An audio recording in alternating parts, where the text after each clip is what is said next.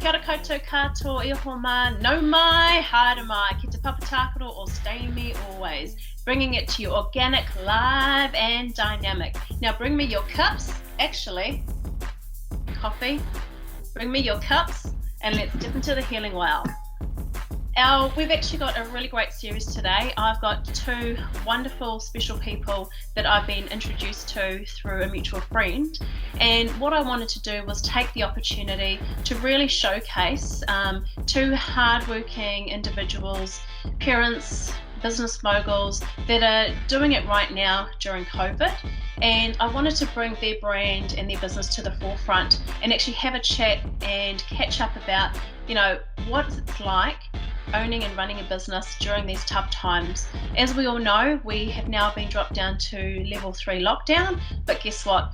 As much as some businesses may stop, as much as you may be working from home, as much as some businesses within the hospitality industry actually have come to a dead halt, we still have businesses operating and functioning as we speak.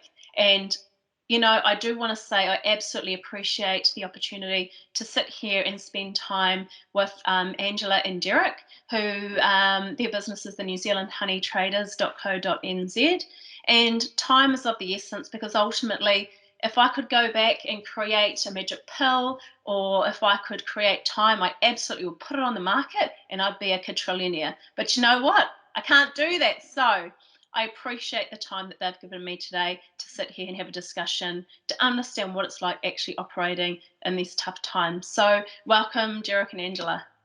Yeah, thank you very much for having us. Yeah, it's great to be here. Thank you. And as usual, I have the amazing Tezzy Created, one of my divergents that supports me with our StayMe Always, the Healing Well show.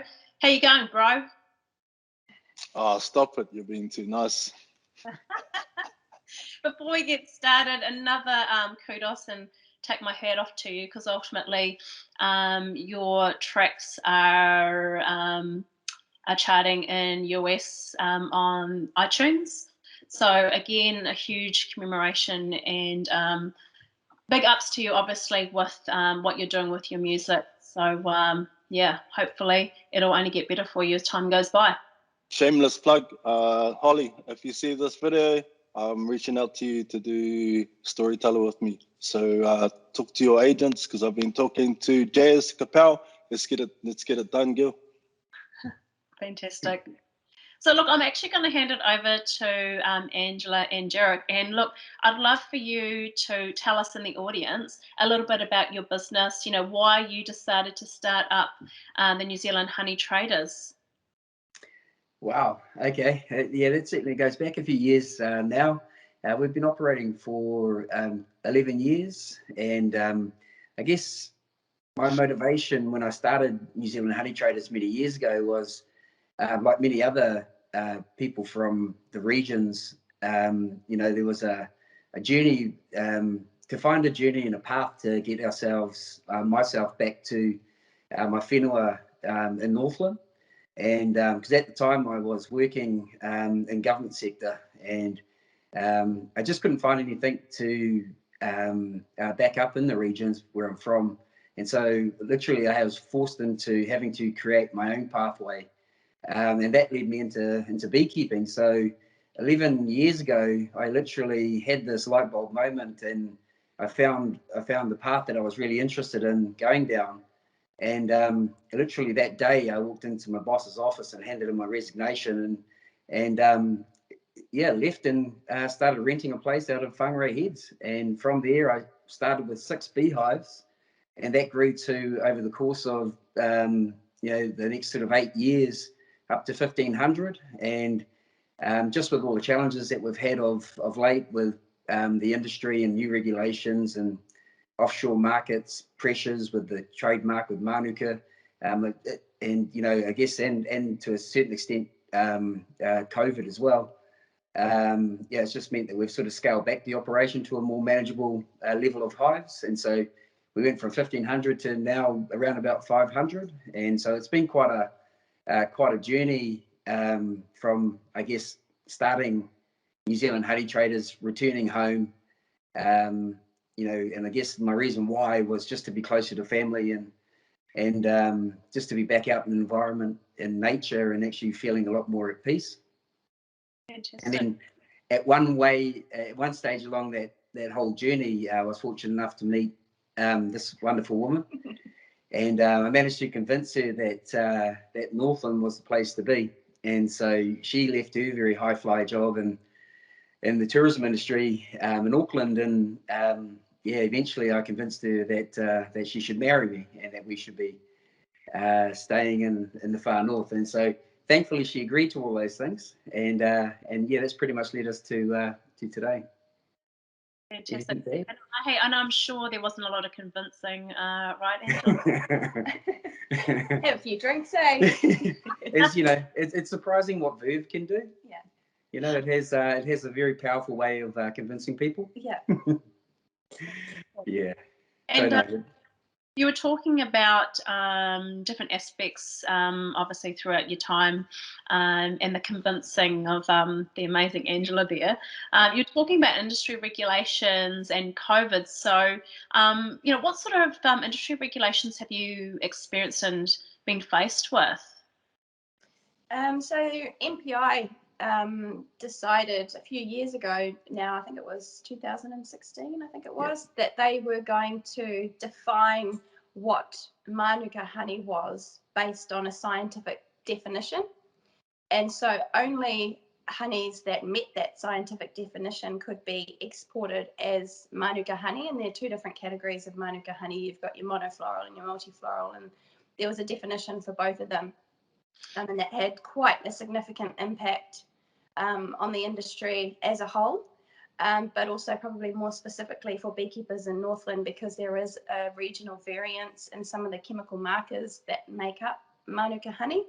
And it seemed that our honey was sort of at a disadvantage because it was low in one of the particular chemical markers that was isolated as part of this definition.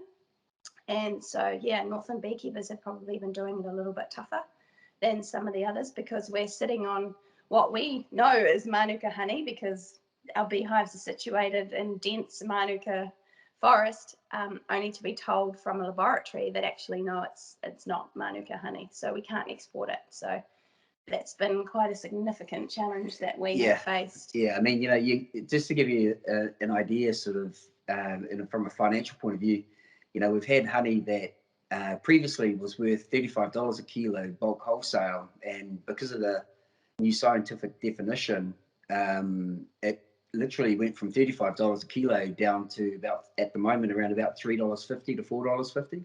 And so that's, that's a significant revenue loss each year. And unfortunately, MPI doesn't seem like they're going to convert it back to what it should actually be, and certainly not take into consideration the regional variances. Yes. And so, it's been, it's definitely been an extremely challenging time, and hence that's one of the reasons why we dropped from, running over 1,000 hives down to a much more manageable number. Unfortunately, we haven't been able to maintain our staffing levels just because of that. So we've been hit a number of different ways, and so. Yeah, and we're also competing against Australian Manuka honey. So they are quite price competitive in our international markets with their product, and their product doesn't have to meet our Manuka honey science definition. So they're free to export their own Manuka honey without having to meet that scientific definition. And they're undercutting us in some of our big markets. Yes, so. I think also too, just because we have to meet these new scientific definitions, it's also meant that our cost to market has, like, our testing has tripled, almost quadrupled. Our testing requirements to meet those markers and to meet the export certification. So margins are being squeezed at every step of the kind of process of getting that product to a retail ready form. Wow. Because I know you've mentioned you communicate and have affiliates within the industry. Are you finding that the further south you go, it looks vastly different in terms of what the criteria is for the regulations? We are noticing that the further south you get, the higher this particular chemical marker that Northland is low in. Right. But in the same respect, in the South Island, they don't get the high grades of Manuka honey that your UMS or your MGOs. So there's a bit of a sweet spot right across the middle of the North Island there. Yeah. So yeah. But it's also very competitive, highly, So yeah, highly competitive. we used to travel our hives up and down the country. We used to go from Northland all the way down to the Manawatu, and it was great when the season was when it was a bumper crop. But then if you have a poor crop, you're competing with literally hundreds, if not thousands, of hives all in the same area, and your yields are down. And if you have a bad season, it can really, it just doesn't work out very well. Yeah. It's very stressful, and it's a strain on not only the staff, but your relationship as well. You might be traveling all through the night and working all the next day, and the levels of exhaustion were something that I'd never really experienced no before. sleep deprivation is a crazy thing. And extremely challenging. So we don't do that anymore. No, we stopped doing that. I'm glad.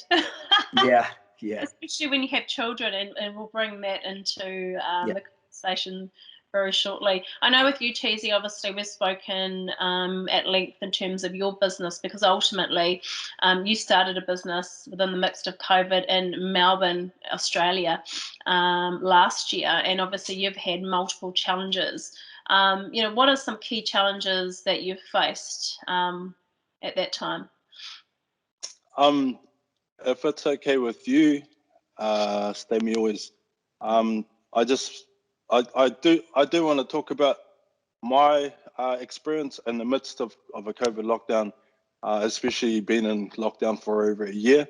But I just wanted to touch on some of the scientific things that have been brought up by Derek and Angela. Because I know that there's other beekeepers out there, or people who may want to get into beekeeping, because there's lots of rural Māori land all over the Motu, And so what I actually want to focus on is not myself. I actually want to focus on this, so that we can get some key information to people, that we can extract some key scientific information out of you two, Korua, and then get that information in translation to our audience out there that are going to watch this. So just from what I understand from the word mono, which is single, so we're talking about you inferred monofloral. So is that one particular type of plant, and obviously it's got a flower on it, so then that denotes that it can only be a single plant? Yeah, so the monofloral manuka means that it's wholly or mainly produced from the nectar of the manuka tree. Multifloral gives allowances for other floral types to be present within that honey, as long as the majority of it is still considered to be manuka, and that's where those chemical markers come in. So there's different thresholds depending on whether it's a monofloral or a multifloral. The other term for multifloral is your manuka blend. So that infers that there's a blend of other nectars in small proportions within that honey. Yeah, because obviously bees are collecting pollen and they're bringing it back to the hive. Oh, they're collecting the nectar rather from the pollen, and then they're bringing it back to the hive, and then they're, what you could call it, alchemy, where they're transitioning it from the nectar into honey via their biochemical process. Yes. Yeah. So they're ingesting the nectar and passing it between the bees, and then storing it within the comb inside the hive. Yeah. So what are the? Because I've got a scientific background, so I'm really interested in this kind of stuff, because as you're alluding to, if you don't have the information, and because I'm an information specialist, then you really don't know what you're dealing with. And so it's the depth that you get down to the nuts and bolts of things like what we're discussing now. So you said, you mentioned multifloral, which means a concoction of multiple types of nectar from specific plants. What's the actual composition? What does the percentage of manuka have to be within their composition? So it's less about the percentage of manuka, it's more about making sure that those chemical markers which have been identified to be present in the nectar of the manuka are present in sufficient quantities. within the honey itself for it to be considered a multifloral or a monofloral. So you could have manuka and clover, you could have manuka and kamahi, you could have manuka and lewarewa, you could have basically any kind of other nectar that happens to be flowering in that region the same time as the manuka is, as long as the chemical markers within the honey meet the definition for multifloral. Yeah, are you able to describe chemical markers to us? Yeah, sure. So for the Manuka honey science definition, there's 4 chemical markers. The first 2 I know exactly off the top of my head, and those are 2-methoxyacetophenone, and the other one is the 3-phenolactic acid. There are 2 other minority chemical markers, and I can never get those 2 right off the top of my head, but the 2 primary ones, which not only suggest that it's either mono or multi, but they also define whether it is, so mono or multi, and there are varying levels. So for example, a monofloral Manuka honey has to have a level of, is it 2-MAP, which is over 5 milligrams, and 3-phenolactic acid, which is over 400 milligrams, and that's a monofloral. A multifloral has to have under 400 phenolactic acid, and then over 1 milligram of 2-methoxyacetophenone. So if your honey is over 400 milligrams of the 3-PLA or 3-phenolactic acid, it's over 400 but under the 5 milligram, it's a non-Manuka. Okay. If it's under 400, so there's this weird kind of intermediary. So for example, one of our harvests this year, typically a monofloral, gets over 300 MGO or 10 plus UMF. It was over 400 milligrams of the chemical marker that it's required to be over, but it was under the 5 milligrams, so it was neither a multi or a mono, yet it was going to get over 10 UMF. Yep. So it was considered by export standards to be a non-Manuka. Yeah. So just because it was below the 400? No, because it was below the 5 milligrams. Oh, okay. That's for the PLA. Or the mono, yeah. Yeah. So you've got this weird kind of no man's land in the middle where you've got a really high grade Manuka, like 10 plus. Yeah. Is no longer considered a Manuka honey for export.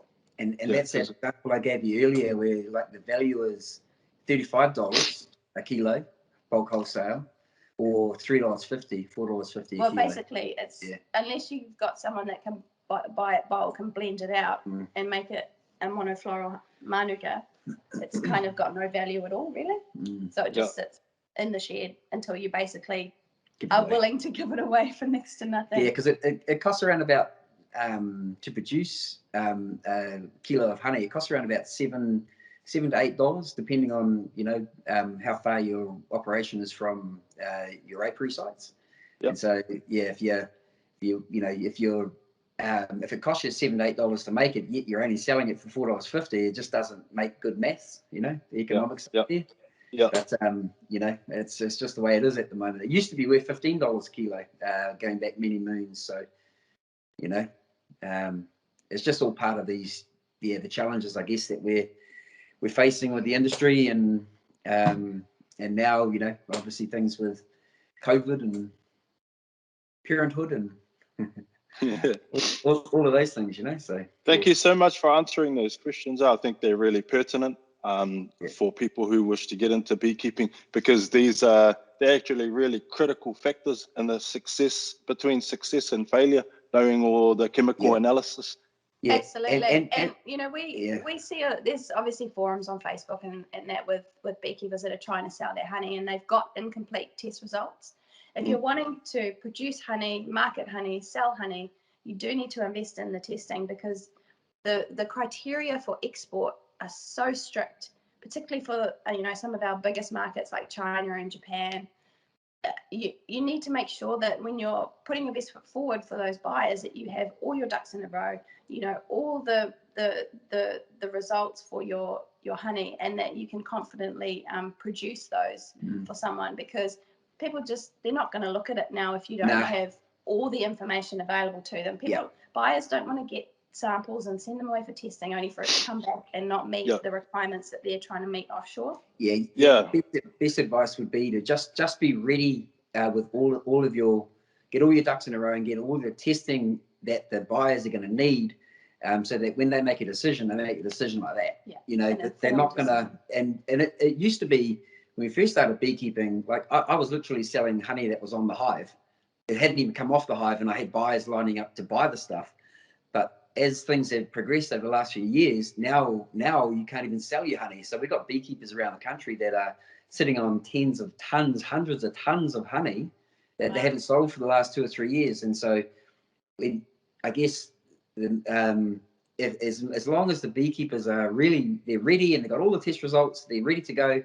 And when a buyer approaches, you know, you can react immediately, not because I can tell you now, they'll just go on to the next guy. Yeah, and it costs a lot of money, and that's the unfortunate thing. The testing is very expensive, but if you're serious about selling your honey, it's something that you do need to do.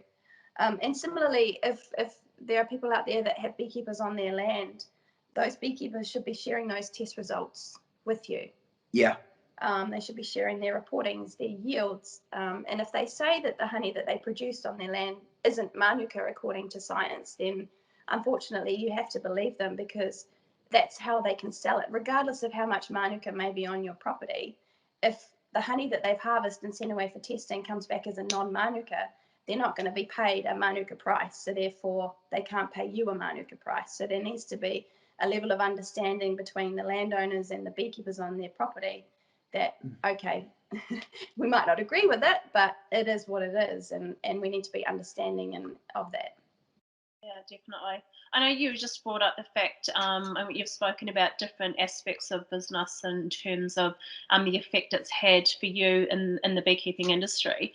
And obviously, you know, COVID has definitely been one that has actually hit a number of businesses, because being in the role that I'm in, you know, it's affected myself in terms of how I need to now look at business from a corporate level, and then understanding, you know, where to make the cost cuts, the changes, and it's even going out of the box and thinking from a different, you know, spectrum, and in terms of how do you pivot and how do you upscale your business to then keep going. For you two, Derek and Angela, how have you found, and what have you done, obviously with COVID hitting, what has the effect had, and what sort of things have you done differently this time around, being in our second level 4 lockdown?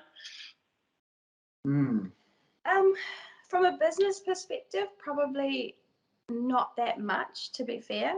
But what has allowed us to be able to focus on our business, which has been the biggest thing that we've done, is actually just to turn off the TV. Turn off the TV, not look at social media unless it's business related, and actually just focus on what we need to do, how we're going to do it, and not let this fear that is surrounding us in everyday life actually get on top of us. Because there's no point in living in the fear. There's no point in tuning into all the case numbers and this, that, and everything else.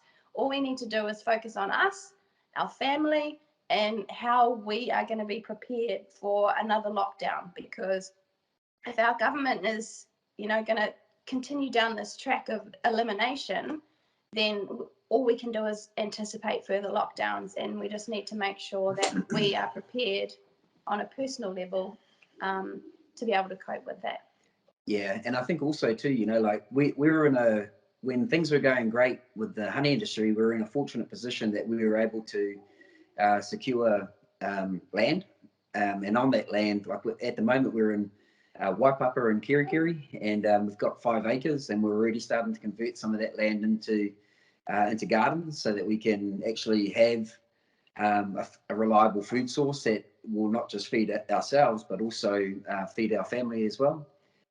So, you know, we are sort of putting in place measures and looking at things on how we can actually cope a lot better with lockdown, and having a little bit more around food security.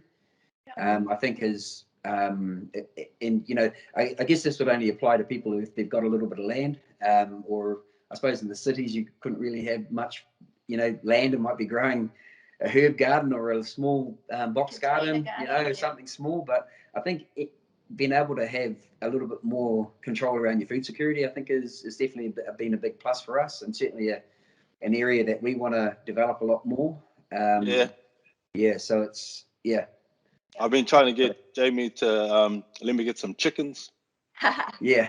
So then we can give all our food scraps to the chickens. They can turn that over and then turn that into chick poop. Then you can put that into a garden, fertilizer. So it's that kind of thinking that we need to get into, especially with Māori, rural landowners.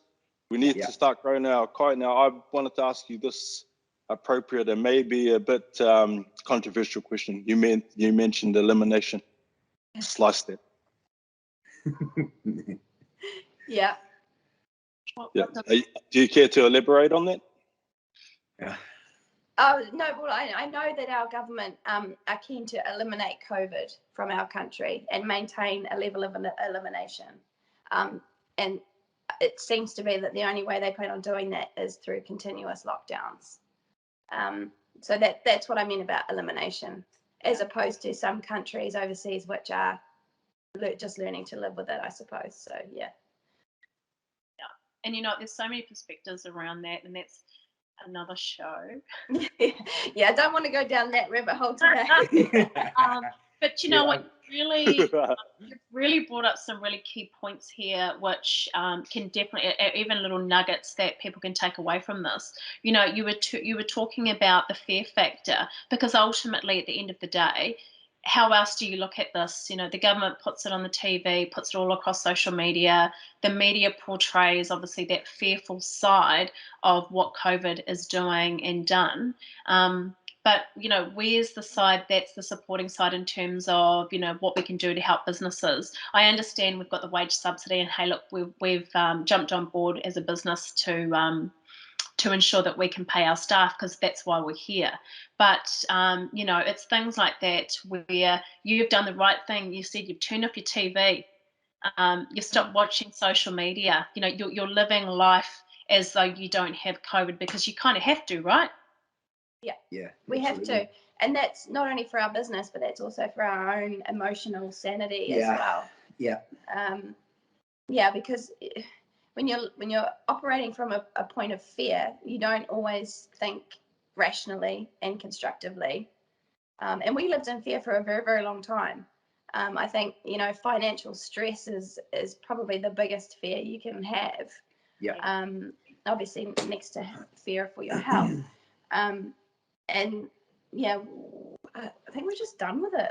We've been in that black hole space for long enough, and now we're just focusing on pushing forward, and we're not going to let outside influence affect the decisions that we make for our business and our family and that. So yeah. You know, it'd be good if a lot of people, even whether you have your own business or not, have the same outlook and mindset that you both have, because ultimately that's what's ruining businesses, because you're being reactionary. You're having to, you know, scramble to try and figure things out, when working together as a partnership obviously has been something that has really worked for you both to keep the business running. And I'm glad that you brought up that emotional wellness, because ultimately that's why the show evolved, was purely to assist and help people to understand how you can get through those tough times, even at this point, obviously during a COVID, a lockdown situation, but not only that, just life in general. And I know that you've said you've got a little girl. Yeah. So and the little girl, how old is she? She 5 was months. 5 months on Wednesday. Yeah. Oh, beautiful. Yeah, she was a real surprise. She was a post-COVID lockdown, have few too many wines surprise. I love it. Yeah. Love it. Yeah. And I mean, she's certainly been, you know, for us, with all the challenges that we've had, certainly been, you know, a ray of light. And so she, you know, I mean, I mean, we've pretty much been, I think from about 2016, from when the regulations first came in with the honey industry, like since that point, and we're talking, what are we now? It's 5 years, coming up 6 years of real grind. Like you're watching your business just falling to bits around you. Yes. And then, you're wondering how the heck are we going to, get through all this? So, we got to the point of feeling like we're at the complete bottom. Yeah. Like you actually had nothing left in the tank. And I think to get to that point, you're at a point of desperation and trying to figure out how do we actually get out of this hole. Man, I tell you what, that was a challenge. And it's really hard to see when you've got blinkers on, because all you can see is all the challenges and the roadblocks and people saying you can't do stuff. And I think I'm like I said in the beginning, I'm really fortunate to have Ange. She's kind of really helped us to keep our head straight. And when she's down, I'd like to think that I can help her, and vice versa. Yeah. So very lucky to have that that strength in each other, I think. Everyone has their down days. As long as you're not down together. As long as one's always up and one's, Yeah. I think I don't know what it's maybe it could just be me, but I think like a lot of the time for men don't like to show emotion. Men like to they think they're the rock of a family, and they think that they've got to try to keep everything together. And so often men won't speak, they won't share the way that they are.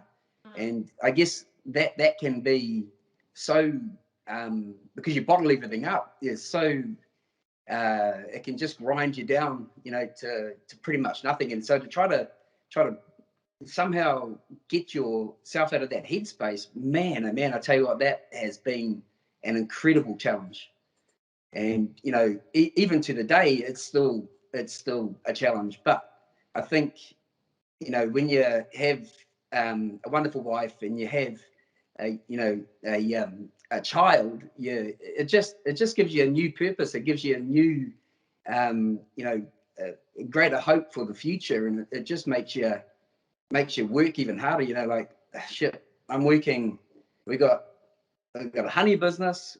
Angie's got a graphic design business. We own a just shy of 200-acre farm with a whole lot of stock, and I'm also working a contract role, which sucks up about 40 hours plus a week. And somehow in between there, we're still functioning as a family, and we're still looking after a little one who needs our love and our support. So you just adjust to life and to the new situation. But it just doesn't take away from the fact that everyone has challenges, everyone has mountains that they've got to overcome. And I think if you can reach out, I think this was probably the main thing for me personally, was just to actually, because you're in such a deep dark hole, was to actually open up, reach out, because there is support for you out there. Yep. And if you can find, I think, that inner strength to do that, especially as a man, you start to think about things a little more clearly. Because if you're in a stress situation, if you're constantly under stress, you make dumb decisions. Your head's not clear. You end up doing really silly stuff. And so, I think if anything, if you are in a position where you can reach out and you can share, I think that will just, the burden will start to come off. But it's really, really, really challenging, really hard to do. Yeah. I just want to give you guys some props, some mihi mahana kia kōrua, because it takes an extent and a degree of vulnerability to be open and honest about what you guys go through, because people, they only ever see the end result. I know what it's like doing music. I know what it's like building products. People only ever see the end result. They don't see the blood, the sweat, the tears, the heartache, and I'm getting emotional just talking about this. They Don't don't cry. see all that stuff. Yeah. People don't see what you go through. And so what I'm learning being back home is that you just don't know what people are going through, man. So be kind, because it costs nothing to be kind. And so that's something that I'm learning to do as well, because I want people to be kind to me. I want people to be kind to you three. And we all just want people to treat us how we would treat them, like how you would treat a stranger. And so part of that is being vulnerable. And so I really, really appreciate you two, especially you, Tāne Toa, Tāne Rangatira, Derek, because what you're talking about right here is, it stems from a culture of tūturu Māori men who, there's the rangatawa, the warrior component of it, but then what about the lover? Where's the lover? You know, and I think it's about balance. So I really, really appreciate you, especially for men, coming out of your shell and really talking about it. Something that I address on our other shows, and in response to how you're talking about how tough it is, because you got to go through all these little components that you're elaborating on. Jamie, being the genius that she is, she's actually working on a project that I'm probably gonna get shot for after the show, but I'm gonna say it now. So she's working on a project called Cerebro Ignition, Ignite the Dream. And that is a conglomerate of people that come together, such as you two, be myself, and then her, and multiple other businesses who are struggling, where we can all exchange ideas, because I think the cusp and the crux of collaboration is becoming more and more imperative as we move forward into the future. And I think we've got to stop trying to stand on our own and actually band together and share our ideas, because there are geniuses amongst us. And that one little idea could change the game for everyone. Absolutely. Yeah, I totally agree. Yeah, there's strength in numbers and strength in community. And that's where our focus needs to be, is coming together and working together. Yeah, and help each other. And ultimately, as we've been saying, and as the government has been pressing, although I beg to differ this time round, is staying local, helping local. It's funny that hasn't come across this time, but I'm an advocate for that. And I know we've spoken previously about coming together to try and help each other, and collaborate in a way to get the business out there so people know that who you are, what you're about. Because looking through your website, you actually just don't sell honey. It doesn't stop honey. And sometimes people forget that it's not just a honey business. There's actually more that goes with it. So do you just wanted to give us a bit of an idea in terms of what other connections you've got within your honey business? Yeah, okay. Like one of the things that we're going to be doing is trying to sort of work or move more towards that health and wellbeing space. I think over the last few years, like it's been so challenging that we had to really sit back and look at, well, what have we, what assets do we have available to us, and what skill sets do we have around us, in the way of our family members, maybe even within our local community, and see. Once we did that, we looked at, well, how, with all of those assets and all of that skill set, and the fact that we want to move more into that health and wellbeing space, was, well, how do we spread our wings a little further from the honey business, still maintain that as our core business, but how do we utilize those assets and that knowledge and actually create something that has a much wider reach and value to other people, not just within the community, but also further abroad. And so, we're looking to get into setting up a pollinator sanctuary. Essentially, it's going to be a bee sanctuary where we're growing native trees, and we've got an organic market garden, so we're growing produce, and we're also looking at how we can share that in the way of workshops, and also just visitor experiences, to really maximize the opportunity of that land. And so, I guess, even though the honey business has had its struggles over the years. But it's like getting ourselves into the right headspace where we could actually look at, well, what do we currently have, and how can we utilize that and share that with other people? And I think we're very fortunate to be going down in that sort of health and well-being space. Yeah, even things like soil grade. I don't think people realize how important that is, the soil grade, because obviously that contributes to the produce that comes out of the land and directly affects honey. Yeah, absolutely. We fortunately, my mother's had 35, probably 40 years plus of horticulture experience, and so we've been very lucky to have her share her knowledge. And your grandmother. Oh, my grandmother passed on the ways of the maramataka to her. And actually, she's about to pass that. Well, she has over the years as kids, but we're going to make more of an effort to actually document and implement those learnings that literally have come from my grandmother, and no doubt she had it passed down from her parents. So it's about, I guess, protecting that heritage knowledge, and how do we then prevent it from being lost. How do we document it and then make that readily available to people that want to actually continue that that journey on. So that knowledge.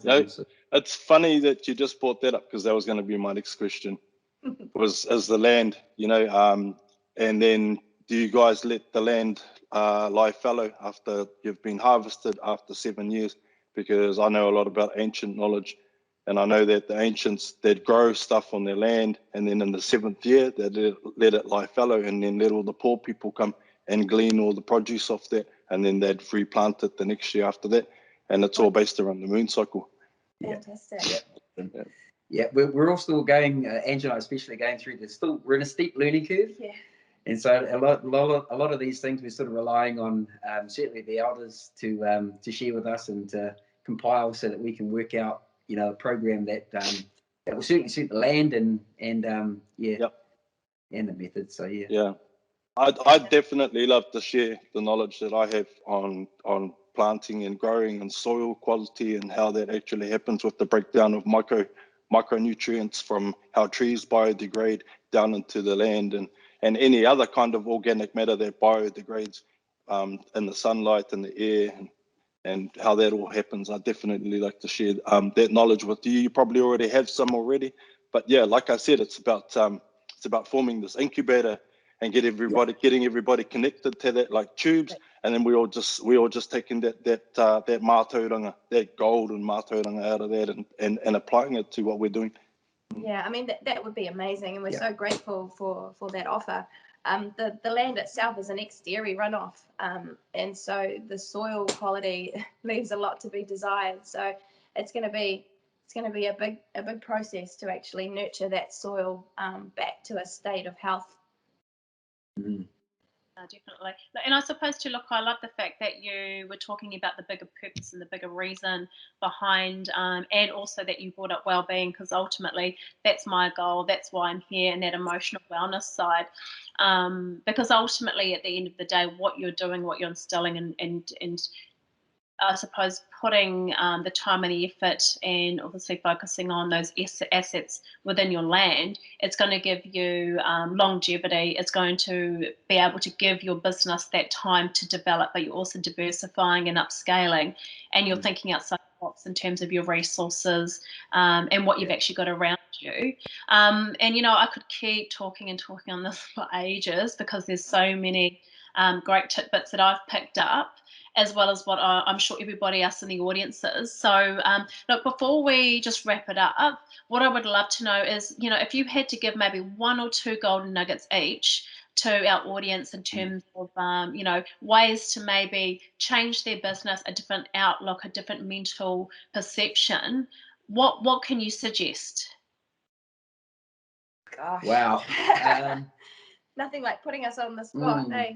You're welcome. I think sitting back and actually thinking about or really focusing on your mindset, your current mindset, and then looking at looking from the outside in, what that mindset might look like, but then looking, well, how am I actually happy with that mindset? What are the things that I'm currently doing that maybe I should consider changing? Because that was definitely me when we were in a dark, deep hole. My mindset was so negative. It was like, I can't do that, can't do this, you're not doing that, all those sort of negative things. And it took a lot of real hard work to be able to switch that over.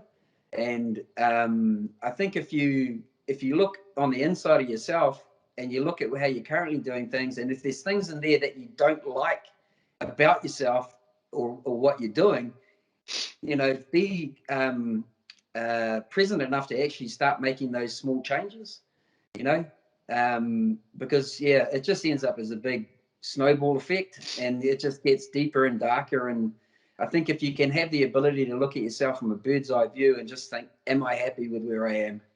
What can I do to make those changes? And really just reach out, because I'm so surprised just how much help there is if you actually just break down those walls and you allow yourself to be vulnerable. How much it resonates with other people, and that you realize how many other people out there that are actually just like you. Absolutely. And how do you somehow connect with those people? And I think that you might think you might not have anything to share, but I can tell you now, you absolutely do. Yep. And it will make the world of difference for even just one person. You've succeeded. And what about you, Angela? What would be a golden nugget that you can pass on to our audience? And it could be from a business perspective, it could be from a mother's perspective, it could be from any perspective that you think that could help. For me lately, it's been just listening to my gut and following my intuition, and not doing things because I'm scared of what people might say if I don't do them. And if something doesn't sit well with you or doesn't resonate with you, don't do it. Don't do it just because you feel you have to, or you feel you should, or you feel you lose face. Be strong within your decisions and stand by, whether it's your gut feeling or your spiritual connection or your whatever message from God it is, if you're that way inclined. Be strong in that and be present in that, and don't question it if it resonates with you. Because we've made some decisions with our daughter, which I know are the right decisions for us, but maybe might be challenged by other people. But you know what? I don't care. Good on you. And it's taken me a long time to get to that position. Yeah, but it's liberating. Oh, don't worry. I've been in that position twice and now having to. So I totally get it. And I'm glad you brought that up, because we've actually had a couple of shows based on senses, and we spoke about, following that intuition or that look or that signal, or, as you said, that gut feeling, because ultimately at the end of the day, that's the right decision. What can sway us, unfortunately, is other people's perceptions, and maybe it's not because we're following the consensus of how it should be. But you know what? Who dictates that but ourselves? So, but look, I just want to say I really appreciate the time that you've taken to sit on the show with me and TZ and have this discussion. And I know for a fact that what you've said in terms of your industry, how you operate, the things that you've done to change, or the outlook and the mindset, and the fact that it's your purpose, with your family going forward, that's absolutely going to help people out there. And you know what? Look, at the end of the day, we're here to support you. So can we find you on all social platforms? Yes, we've been a bit quiet lately, obviously, because we've had our hands full with our daughter. But you can find us on Facebook, Instagram, and our website, newzealandhoneytraders.co.nz. Oh, fabulous. And I urge you to jump on those social platforms and support local, support Derek and Angela with their New Zealand honey trader business. And you know what, reach out if you've got any questions or queries. Feel free, jump on the StayMe Always, the Healing Well YouTube channel and drop us a message. We want to hear from you if you are struggling, if you need support, if you have some great ideas. I'd love to share it on the show with everybody else, and let's come as whānau to help each other. And at the end of the day, we're all in the same boat, so let's share. I like the God factor. I'm with you on that one. So thank you so much, and stay tuned for our next show that we will be running, and I look forward to talking to you all soon. Have an amazing day. Bye bye. El poro curativa es asombroso. The healing well is amazing.